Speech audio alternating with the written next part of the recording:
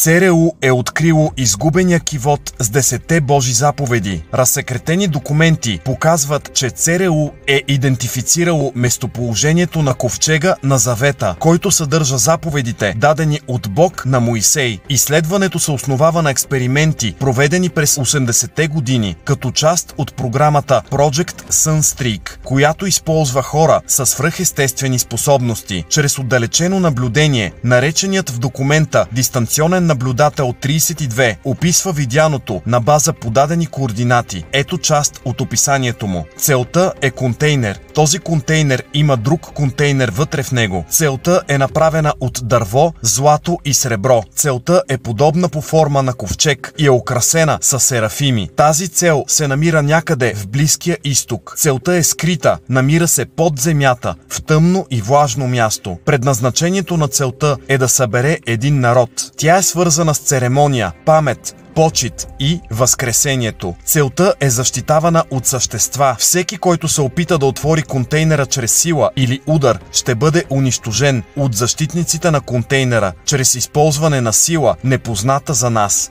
Край на цитата. Декласифицираният документ съдържа и рисунка на ангел. Тя и изброените материали са идентични с библейското описание за свещения артефакт. Кивотът изчезва при вавилонското нашествие срещу Йерусалим през 586 година преди Христа. Днес има теория, според която той се намира в църквата Дева Мария от Сион, в град Аксум, Етиопия. Разсекретеният документ разкрива, че ЦРУ вярва в съществуването на свръхестественото и на 10 Божи заповеди. Документът дори говори за възкресението, събитие, което може да се свърже само с една историческа личност – Исус Христос. Християнството е истина и хората с най-много информация на този свят го знаят. Вземи правилното решение за своята душа, докато си от тази страна на вечността. Покани Исус в живота си и го приеми за Господ и личен Спасител.